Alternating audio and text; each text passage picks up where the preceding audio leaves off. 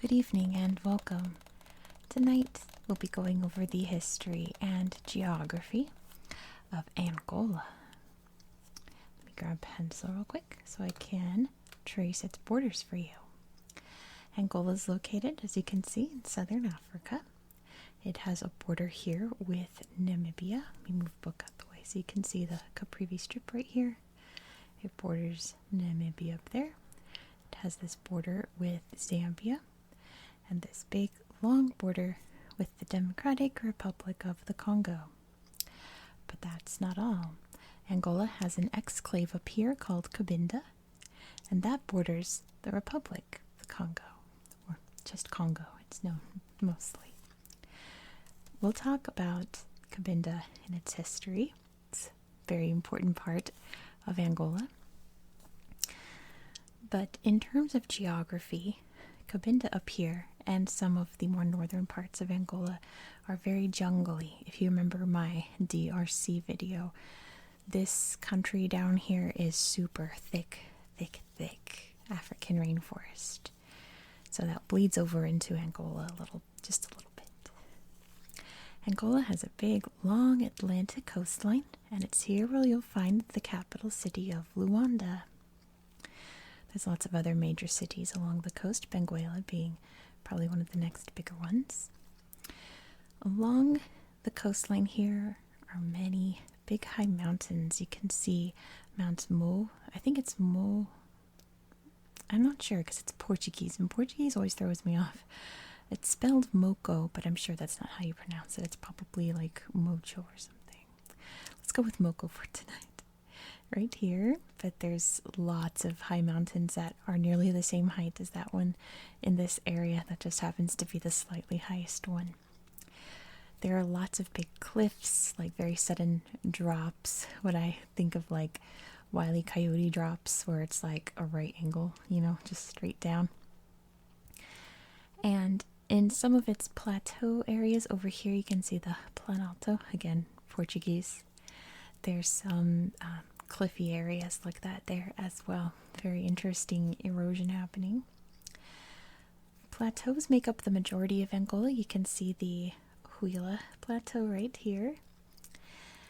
And that covers, a huge part of Angola. The most of the rest of it is pretty much just savanna grassland. And then down here, the Namib Desert kind of bleeds into the border of Angola a little bit, so it gets deserty down here, very dry. And, rivers.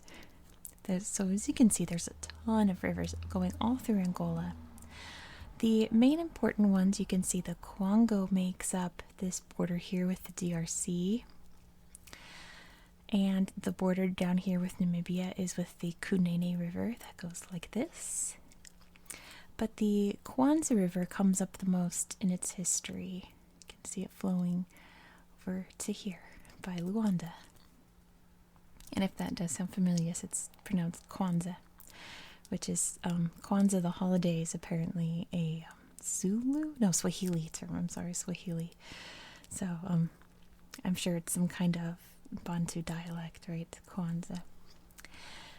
Anyway, so for the most part, that's about the geography of Angola. It's a pretty large country, very rocky, and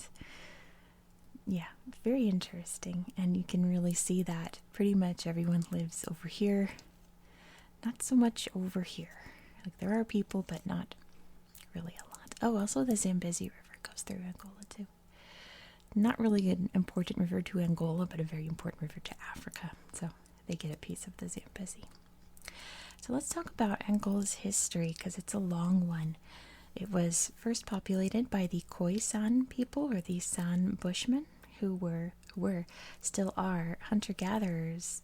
They live more in central southern Africa nowadays, because in what's now Angola, they were displaced by the Bantu migration in about the first millennium BCE.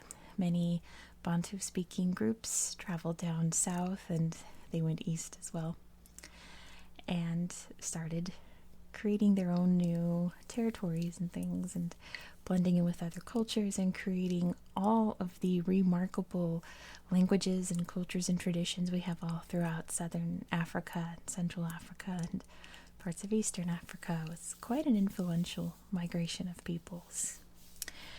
So over time, a lot of major kingdoms sprang up in what is now Angola. The Congo kingdom was by far the most dominant. They were more up in what's now the DRC, but they did go into Angolan territory. And the Kwanzaa River was kind of their border between north and south.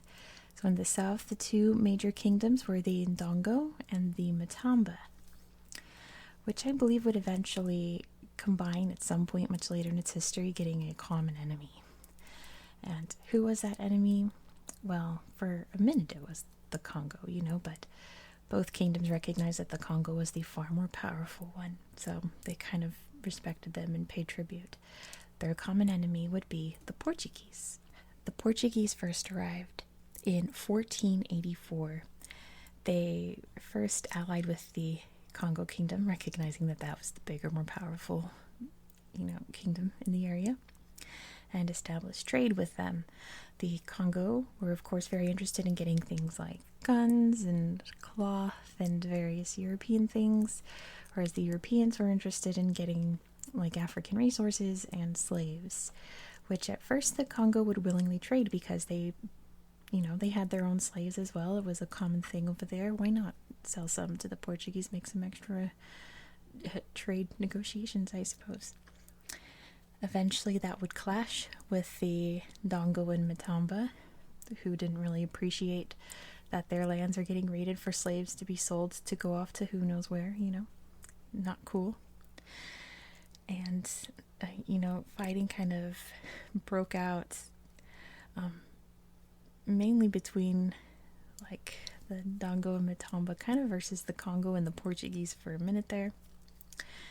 But the tide would turn and eventually the Congo would go against the Portuguese. So I'm getting a little ahead of myself.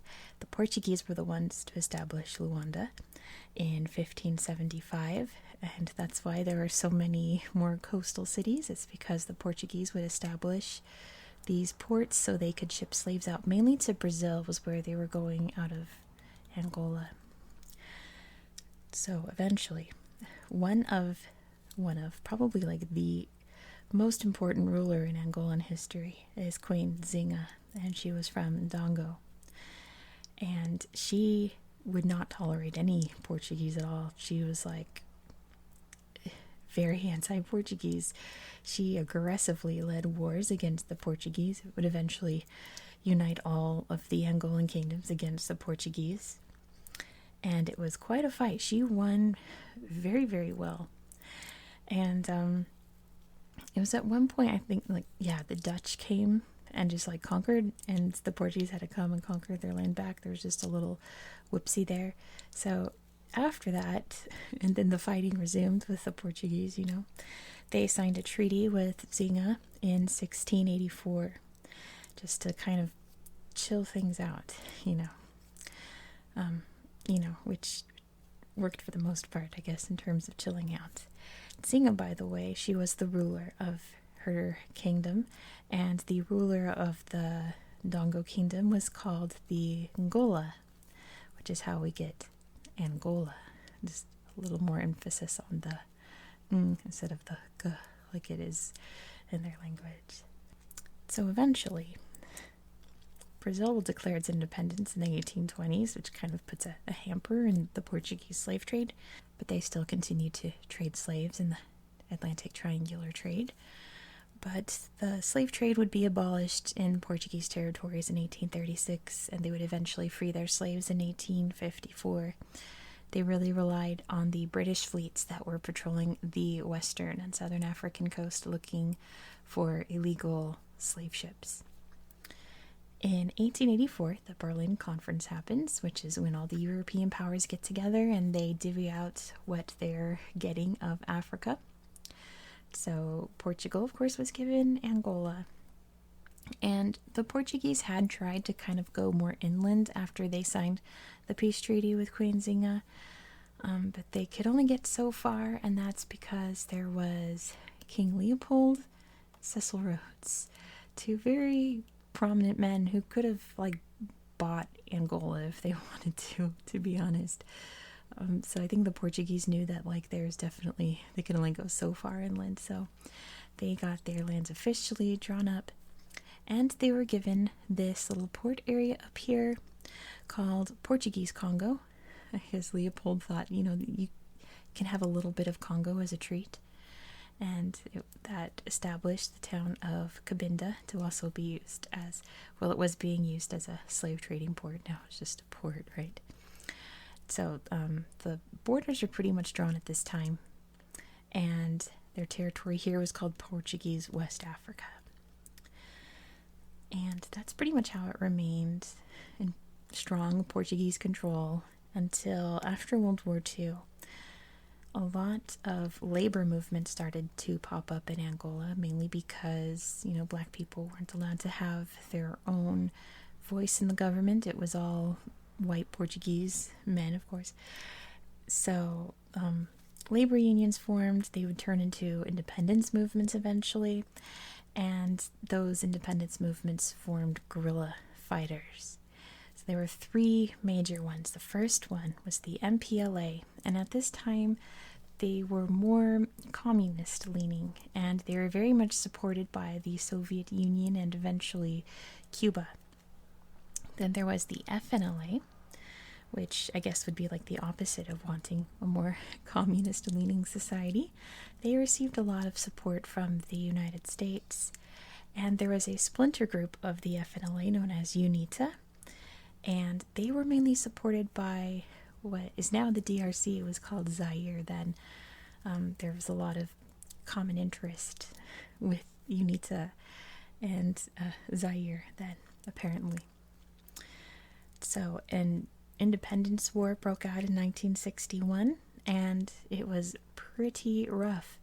And it was actually going very poorly for the native Angolans until 1974. The dictatorship up in Portugal was overthrown, and a new democratic government was installed who weren't at all interested in having overseas colonies. So Angola obtained its independence on November 11th, 1975. And you would think that would put an end to the fighting, but very sadly it didn't. These groups turned against each other and started fighting. Cuba sent actual soldiers to help the MPLA fight, which caused a big stir. South Africa sent soldiers to go help the FNLA, mainly because the MPLA was supporting the Namibian independence movement from South Africa. Not to mention, they were very much against any kind of like African empowerment with, black people in charge in Africa. How horrible for... Anyway, we're going to get to South Africa soon. That'll all make sense. So fighting got really bad, like really, really bad. And at one point, the FNLA just kind of got annihilated, with UNITA kind of rising up as the more powerful side of the fight. But once the Soviet Union collapsed, the MPLA was suddenly like, we're not about that socialism, really. That was just kind of a phase. We get the democracy thing, just conveniently, because socialist countries up in Europe were collapsing one by one like dominoes.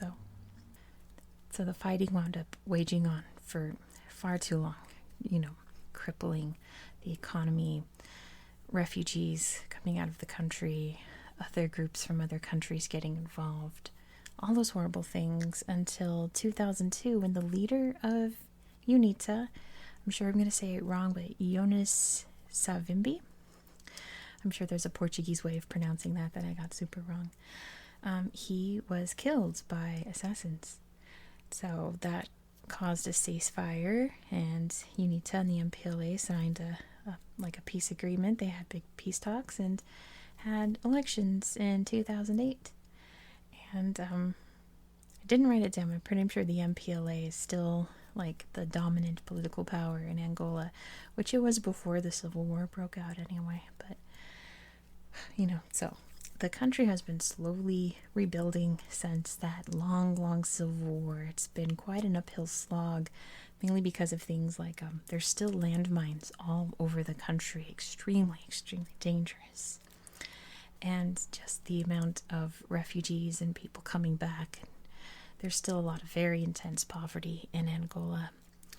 But the bright side is up in Cabinda, oil was discovered in the 1990s, and the oil revenues from exporting to China and I believe the USA also have created an economic boom, and their economy in the past 15 years or so has just exploded. And Luanda is now full of skyscrapers and beautiful city structures surrounded by like slums, of course, but the actual interior part of the city is blossoming with oil wealth. And it's an incredibly expensive city. It is the most expensive city in the world. Every resource that they need needs to be imported, so everything costs like double what it should, basically. But this has caused some conflict up in Cabinda because, Cabinda just became part of Angola just kind of as it was, because they weren't part of Angola until the Berlin Conference in 1884, and this chunk was given to the Portuguese. So it was granted independence with the rest of Angola. The people here were like, hey, we really don't want to be tied to these people, especially since all that fighting was going on.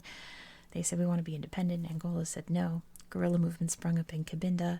They're still fighting there today. And now that there's rich, rich oil deposits, Angola's never going to let this place go. It's where all their money is coming from.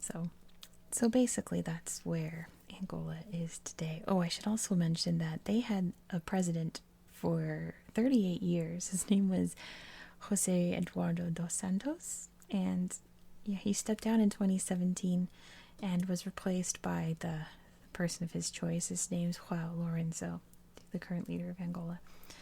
So, it's one of those where it's like, we have a democracy and we have elections, but the same person just like keeps winning over and over and over again.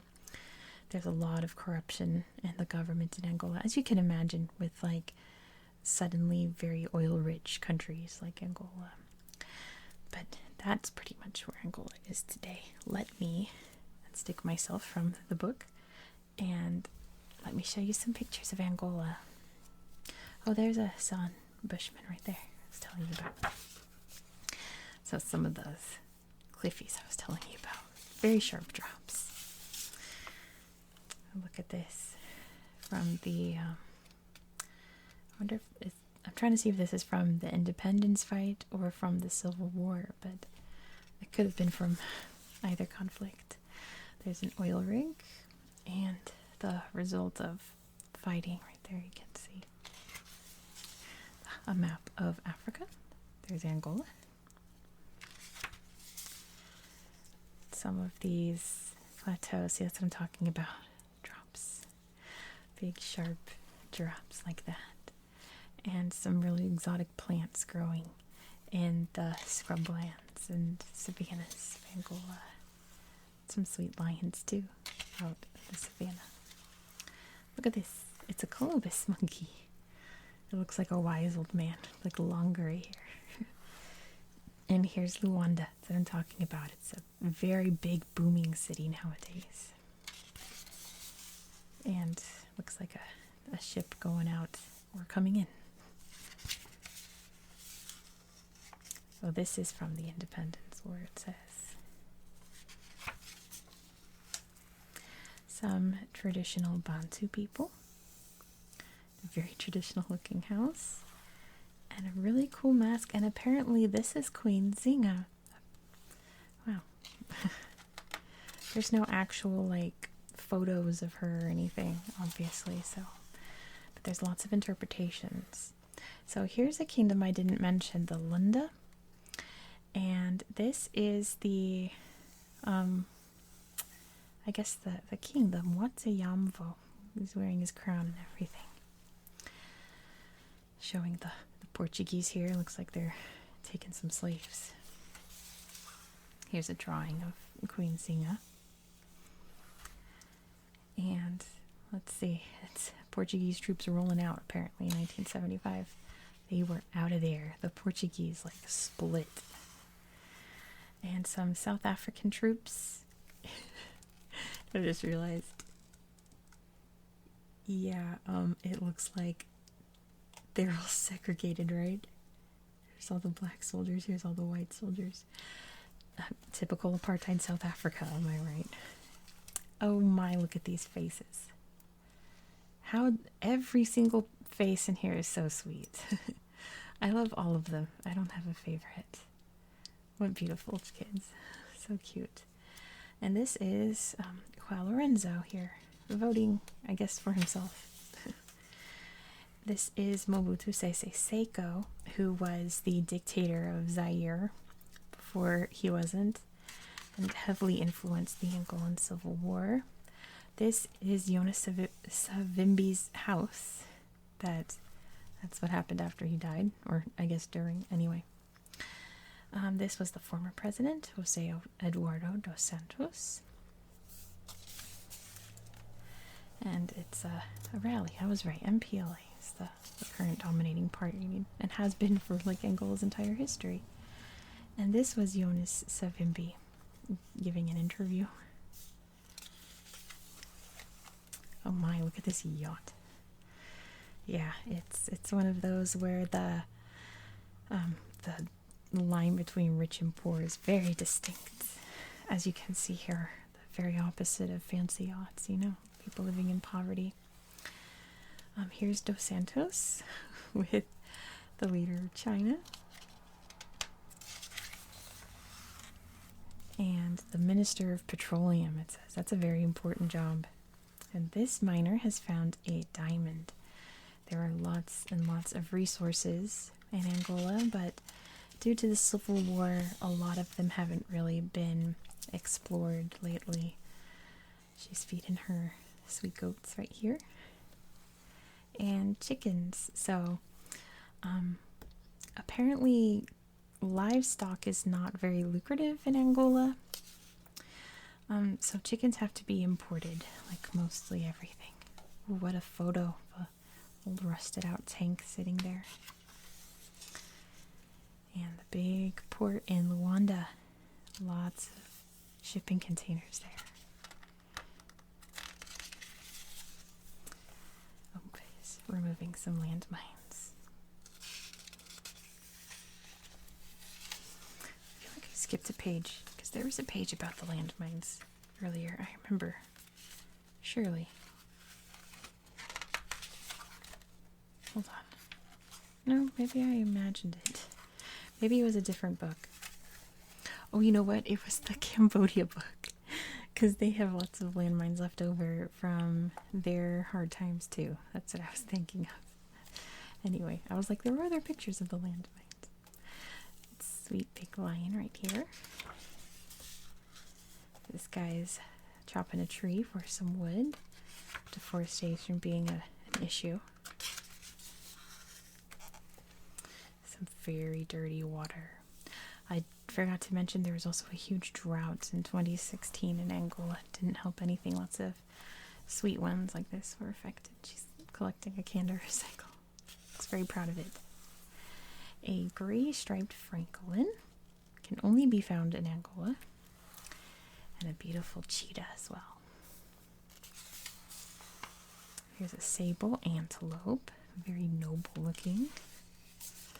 And a big old baobab tree. Like one of the weirdest trees ever. And you know, if you've read The Little Prince, that they are very dangerous. So this is apparently when the Pope visited Angola, and everyone's coming out to see the Pope. It was Pope Benedict, by the way, not the current Pope Francis. Oh, look at this. This figurine, you can see a woman here. She's got some tattoos, some necklaces, and a baby. The Chokwe people doing a very elaborate dance. Oh, refugees coming home after the war. And there are more pictures of landmines, but look at this. He's playing some football next to a very dangerous area. Another very scary picture from the Civil War. And another very sad slum neighborhood. Getting some water there. And it's a farmer plowing the field here for potatoes, it says. A little market. Some little wares for sale. Working hard in school. And this would be a hospital. He's getting his polio vaccine. Awesome. A big, beautiful church built during Portuguese rule. A funeral. Let's see. This is a king being baptized by the Portuguese missionaries. Doesn't say what he was king of, though. Dun, dun, dun. Trying to see. Oh, it looks like Congo. And here are some Palestinians who are protesting. Apparently some mosques were destroyed in Angola in 2015 and they weren't happy about it, as, you know, one should be. Look at this photo. Wow, from old times. Selling some newspapers. Whoa. Ooh. Some very large eyes on that guy. There's funny, there's a little myth there, but yeah, maybe another day we'll go back to some cool African stories. Not tonight though. This guy is snazzy. That is quite a fit. Very fancy. This is also very snazzy. Traditional attire from head to toe. Love it. And reading news. What happened here? It says they're gathered waiting for news of missing loved ones. It's sad. Hope everyone was okay. Oh, doing a wonderful dance. Some more cool, like carvings. Look at that. Kind of looks like a xenomorph, but there's the person's face and their big hairstyle. And some very cool masks. Look at that. This artist uses a machete to paint to like symbolize the war and everything. Make a statement. Some fantastic art for sale. Okay, which one are you gonna buy? I want to get, let me see. I kind of like the colors on this one here. These are pretty too, but I think that's my favorite. And this one. I mean, how can you pass up dancers, right? Speaking of, look at this. What an outfit. Not talk about traditional garb, right? And this cool dance called the Kizomba. And it's a Brazilian influence, because like I said, a lot of Angolans were sent to Brazil. Here's Agostinho Neo, the first president, and apparently he was a poet. A lot of Brazilians are of Angolan descent, so a lot came back. And Brazil and Angola have a lot of shared culture because of that. I mean, they speak pretty much the same language as well. I think in Angola they just speak Portuguese, or in Brazil it's Brazilian Portuguese, but yeah. Oh, how fun. Playing some football on the beach. Oh dear, he took a spill. Did not make that safe. What else do we have? Some more gorgeous landscape by the ocean there. Beautiful. Let's see. A little family photo in the ox cart. It's cute. And there's a famous footballer, Dolly Domingos Menga. And what are they playing? Oh, it's backgammon, I think. A little hard to see. It's a tiny picture. Festival. This is Carnival. Big party. And it's a baptism. Whoa. This child has been yanked. This baby's getting baptized. It's baptism day for the baby, for sure. Look at this. Bolo Ray.